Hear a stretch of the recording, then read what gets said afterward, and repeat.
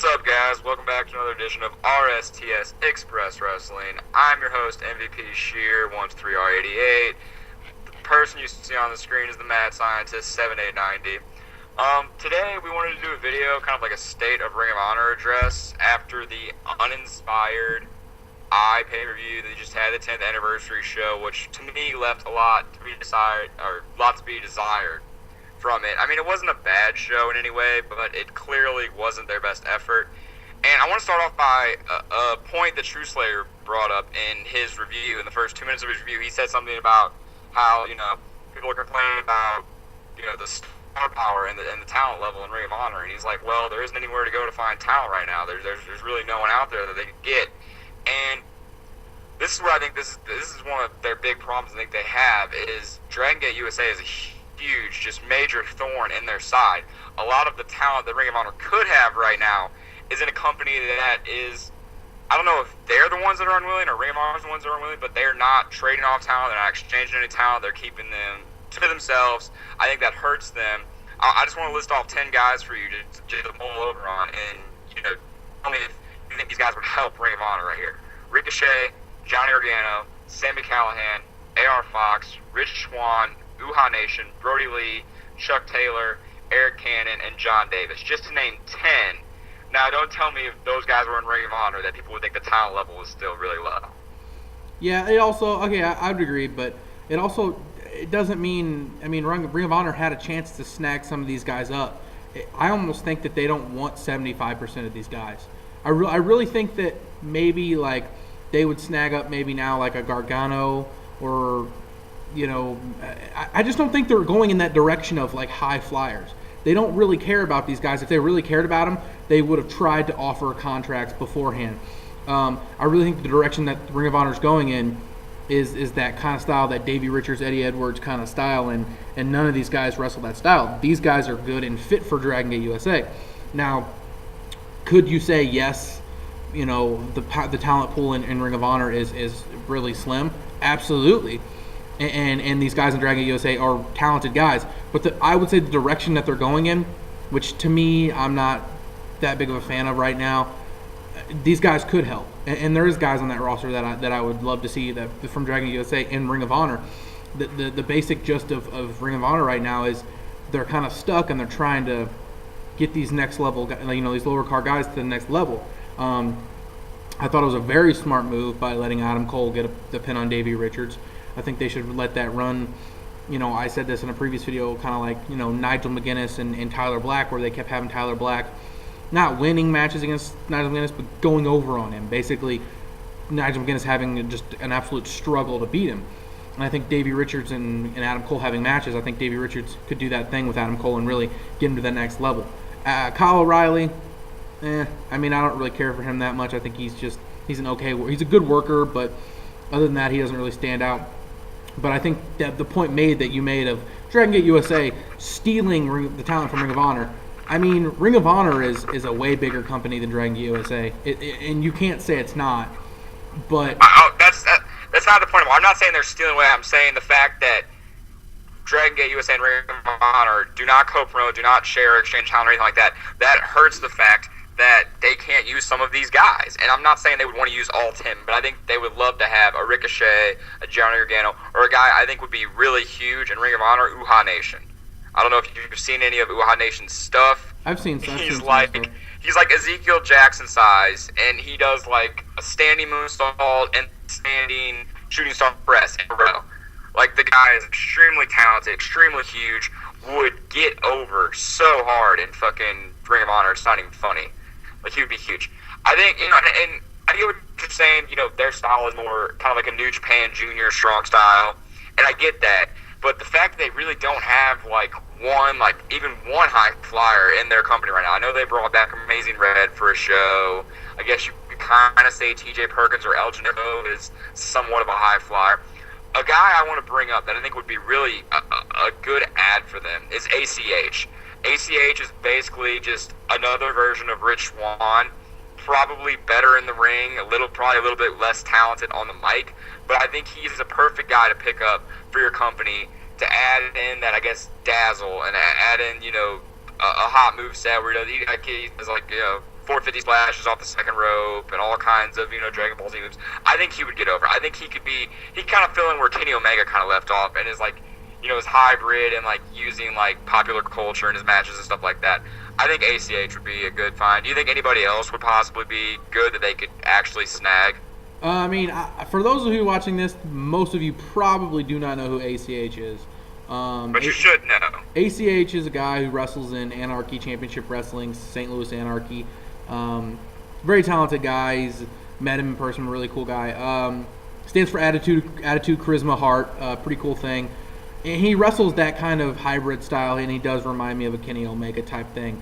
And that's kind of a thing I think they kind of are missing right now. But other than that, I really can't think of. I think some of the tag teams. I think really what they're doing right now. I think some of the tag teams that they have, they should really think about splitting up, and letting some of those guys do singles stuff, and then trying, if possible, to bring in some of the talent from some of the tag teams from the West Coast, from PWG. We've talked about the Rock Nest Monsters. We talked about Super Smash Brothers coming in possibly. And there's a bunch of different tag teams, and that's the thing in Ring of Honor. They're very tag team depth heavy, and that's a Cornette influence. But I think there's tag teams that can split up, and those certain guys can do great single stuff. I know how hot they are. Some people would disagree, but I think the Briscoes splitting up. They've been together so long. They're a mainstay as a tag team. But I think Jay Briscoe could break away and do a singles thing, and I would love to see him be the champion, the ROH champion. Mark Briscoe could do some great high-flying stuff. It's not like they would be, shit out of luck if they split up. Same thing, and I thought it was a good move to split up Cole and O'Reilly. Some people were like, oh, they never really, in the titles, they never really had one big standout match, blah, blah, blah, blah. I personally never thought they should have been a tag team to begin with. I think it kind of sheltered them, being under the tutelage of Davey Richards and kind of Eddie Edwards. To really, the only way they were getting over is because that's Eddie and Davey's boys, They would have split them up and let them run in different directions. I think it would be a different dynamic. I think you could be looking at Adam Cole possibly as the TV champ right now, and you could be looking at Kyle O'Reilly, who knows what Kyle O'Reilly be doing, teaming with Davey Richards, I guess. I don't know what he would be doing. I'm New American Wolves, obviously. Yeah, we didn't just have that tag team. Team Ambition. Yeah.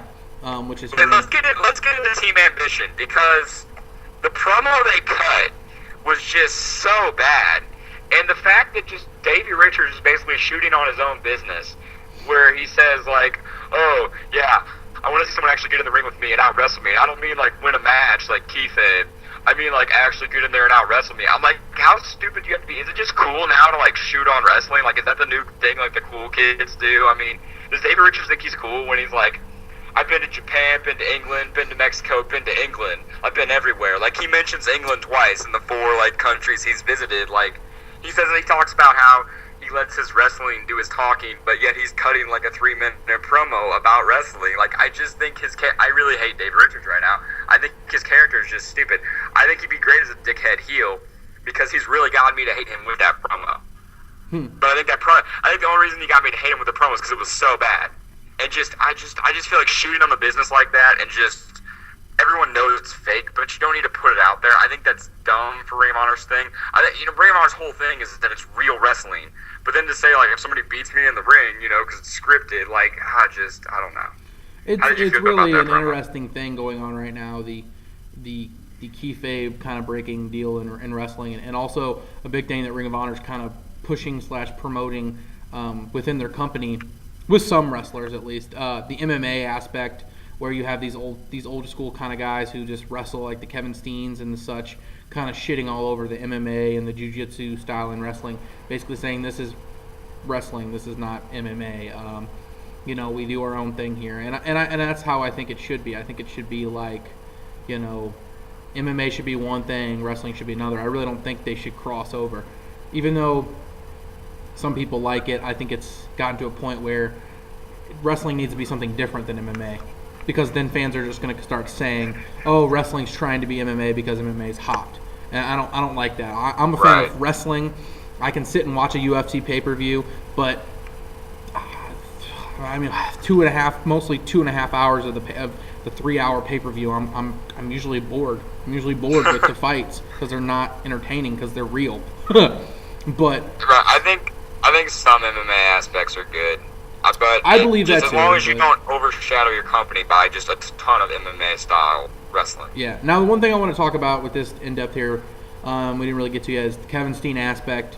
Quite possibly, they're one of their big shining lights in the company. One of the big things that's really keeping them the sane as what Ring of Honor used to be. A lot of their pay-per-views, a lot of their current their house shows. Let's just be honest, they just haven't been that good. They've been average. I mean, their Ring of Honor. Kevin Steen's been the best part of most of their stuff lately. Yeah, honestly, their TV anytime show's he's on the been mic, that it's way pretty too. golden. Anytime he cuts a promo, it's pretty fucking good. He was basically the high spot of the 10th anniversary show. I mean, both promos he cut were probably better than anything else that happened in the ring or anywhere. I mean, that's just my opinion. Yeah, honestly. I mean, it really is, and that they're doing, they're really doing this. It's just Ring of Honor right now is in an interesting position because I don't know if they're trying to appeal to TV or whatever it is, but their house show, they're not running near as many house shows as they used to, and you think since they're not running near as many house shows, they would even have better shows, but they're not. I've seen reviews of the house shows that they haven't been that good. I mean, they've been good, but they're not Ring of Honor good. If you're a fan like me and like you who know the shit that they can do, and they haven't been performing, I haven't seen a great Ring of Honor pay-per-view since like one that I was just like, wow, that's Ring of Honor right there. That's good shit. Since like Death Before Dishonor, Davey Richards versus Tyler Black. That's the last great Ring of Honor show I've seen. I feel like the only person that's inspired in the company right now is Kevin Steen. He's the only person inspired to actually do anything really good right now. I feel like he's the only guy that's really going out there and giving a crap about the company. I feel like it's just kind of been a downtime. Like everyone's just kind of like phoning it in. I do want to bring up one more point. I want to bring up the co-promotion with Chikara. Because I feel like they're doing this because their talent level is so thin, their roster so thin. They need something to spark an edge either in the company or spark an edge in their fans, something to pay attention to. I mean, I'm excited for it. They're trying to start it off probably with Kingston and Steen, according to the 10th anniversary show. They had a little bit of a brawl. If that went down on one of the Showdown on the Sun shows, that would be great. If it went down at Unity, it'd be even better. What are your thoughts on them co-promoting, wanting to co-promote with a whole bunch of other companies now?